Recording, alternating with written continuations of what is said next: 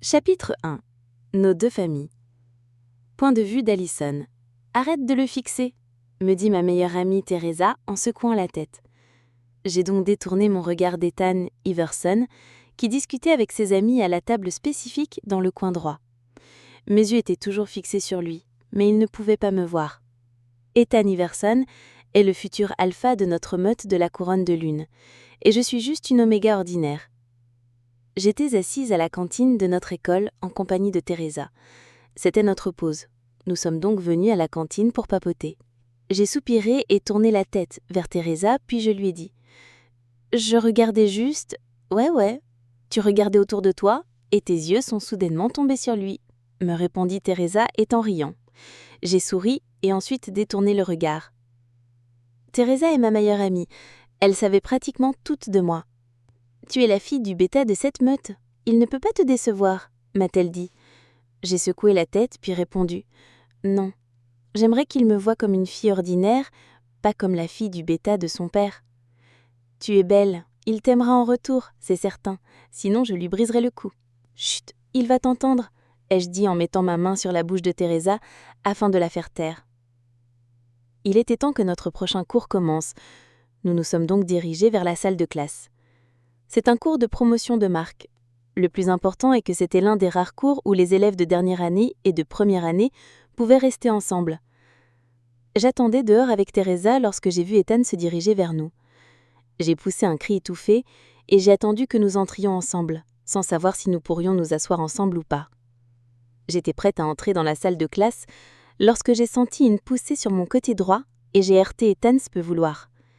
Il a attrapé ma taille et m'a redressée. Ses mains veineuses et ses bras musclés étaient autour de ma taille. J'ai failli m'évanouir puisque sa chaleur m'enveloppait complètement. Mon attention s'est directement portée sur son front clair, qui avait une petite frange éparse, ainsi que sur son nez fin et ses yeux sombres. « Ça va ?» me demanda-t-il. Je pouvais l'entendre, et j'ai réalisé que je fixais ses traits attirants. Ethan est en effet en 4e année dans notre université de la couronne de lune. En revanche, moi je suis une étudiante de première année. Tout le monde nous regardait et s'arrêtait. J'ai fait un pas en arrière après avoir éclairci ma gorge. « Oui, merci », ai-je répondu timidement. Ethan a hoché la tête puis fait son entrée dans la salle de classe. Je pouvais voir les autres filles me lancer des regards furieux. Toutes les filles étaient toutes foldingues de lui. Ethan est le garçon le plus beau qu'elles aient jamais vu, et la cerise sur le gâteau est qu'il était leur futur alpha. Quant à moi, je n'aimais pas Ethan pour son apparence attirante, ni pour sa posture. Je l'aimais parce qu'il m'avait sauvée une fois lorsque j'étais en danger. Qui sait ce qui se serait passé s'il ne m'avait pas sauvée ? « Comment c'était ?» m'a demandé Teresa. J'ai tourné la tête et j'ai légèrement frappé le bras de Teresa. « Aïe, je m'attendais à un bisou sur la joue de ta part, mais te voilà en train de me taper ?» Ma meilleure amie essayait de me caser avec Ethan, tout comme elle venait de me pousser intentionnellement sur lui il y a quelques instants. « Il va se fâcher. Teresa, ne refais plus ça. » Teresa a soupiré et roulé les yeux. « Je ne sais pas de la manière dont tu vas gagner son cœur avec une telle franchise. » J'ai ri et accroché mon bras à son bras. Nous sommes donc entrés dans la salle de classe. La salle était complètement bondée. J'ai cherché une place et j'ai vu quelques chaises vacantes, mais malheureusement elles n'étaient pas près d'Ethan. Teresa et moi nous sommes dirigés vers nos places, qui étaient plutôt éloignées de la sienne. Le professeur est arrivé et le cours a commencé. Chers élèves, aujourd'hui nous allons apprendre la manière de choisir le meilleur sponsor pour votre produit. Vous devez choisir le meilleur soutien pour cela. J'ai concentré toute mon attention sur le cours. J'étais attentive à chaque leçon. J'aimerais bien réussir à l'école et rendre mes parents fiers de moi. Comme Ethan Alpha, il est le visage de notre école. Nous avons la chance de l'avoir parmi nous, ajouta le professeur, et tout le monde, y compris moi, avions fixé Ethan. Ethan a froncé ses sourcils puis a dit « Ethan ». Le professeur était perplexe face à ce qu'il venait de dire. « Oui, appelez-moi Ethan. Oui, c'est un grand honneur », dit le professeur riant. Tout le monde a fait de son mieux pour ne pas rire. « Commence par le lécher. Tout le monde ici adore le lécher, n'est-ce pas ?» murmura Teresa. En entendant ces remarques, j'ai éclaté de rire. J'ai vu Ethan se concentrer sur son livre, mais je pourrais deviner que son attention n'était pas sur le livre, mais plutôt sur autre chose. C'était une personne réservée. Lui et moi, nous nous connaissions plus ou moins bien. Non seulement mon père était le bêta de son père, mais mon père était aussi le meilleur ami de son père. Mais Ethan avait un pass. Ethan n'est pas le fils de notre actuel alpha, Neil Iverson. Il est plutôt le fils de frère d'Alpha, Neil, c'est-à-dire Evan Iverson. Cependant, il a perdu ses parents lorsqu'il avait seulement 5 ans. Alpha Neil a totalement accepté cet incident. Tout le monde décrivait Ethan comme étant l'ombre de l'Alpha Neil. Alpha Neil désire qu'il devienne le nouvel alpha de la meute. Mais il avait autre chose. Alpha Neil a aussi un fils. Ce fils et Ethan ont le même âge. Tout le monde sait que Alpha Neil et son fils, Ryan Iverson, ont une relation tendue. Ryan était aussi quelqu'un que je connais.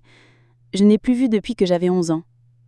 Cela fait déjà presque 8 ans, depuis que son père l'a envoyé à l'étranger. « Tu viendras ce soir ?» À ces mots, je suis sortie de mes pensées. « Hein ?» C'était Teresa qui me posait cette question. Ryan Iverson rentre aujourd'hui. Les aînés lui feront une fête d'accueil. J'ai froncé les sourcils en entendant cela. Il n'est pas même étudiant dans notre école. Il va rejoindre notre école, dit une fille qui était devant moi.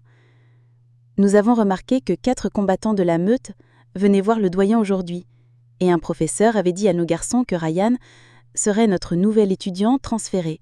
Je vois, murmurait-je. Ryan n'était pas comme Ethan. Les deux étaient complètement opposés. Dans notre enfance, je me rappelle l'avoir souvent vu se mettre en colère contre tout le monde. « Tu m'accompagneras ?» demanda Teresa. « Non, » répondis-je. « Réfléchis-y. Ethan y sera certainement ?» suggéra Teresa. Lorsque j'ai regardé Ethan, j'ai soupiré. Il était maintenant concentré sur son téléphone. Après tous les cours, Teresa m'a déposé chez moi, car ma maison était sur le chemin de sa maison. J'ai réalisé qu'il n'y avait personne chez moi, alors j'ai composé le numéro de ma mère. « Maman ?» dis-je dès qu'elle répondit à mon appel. « Où es-tu allée ? Es-tu rentrée à la maison, ma chérie ? Tu dois avoir faim. Rentre dans la cuisine. Je t'ai préparé le déjeuner avant de venir à la maison de la meute. » « Maison de la meute ? Qu'est-ce qui t'a amené là-bas ? » Ryan rentre aujourd'hui, donc Lunaela m'a contactée pour me demander si je pouvais l'aider à cuisiner les plats préférés de son fils. Tu sais à quel point Ryan aimait ma cuisine lorsqu'il était enfant. « D'accord, maman, » dis-je avant de raccrocher le téléphone. Ma mère adorait à la fois Ethan et Ryan. Ma mère était aussi amie avec Lunaela, donc nos familles étaient 2 familles proches comme amies. Nous allions à chaque rassemblement et célébration ensemble. Je suis allée dans ma chambre et j'ai pris une douche. Ensuite, j'ai déjeuné tardivement. Teresa est venue chez moi le soir. J'étais habillée de manière décontractée, en jean bleu et en chemise noire large.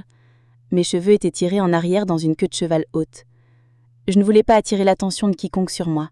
« Allons-y » dis-je à Teresa. Teresa et moi nous sommes montés dans sa voiture et nous nous sommes rendus au club de nos aînés qui ont organisé la fête.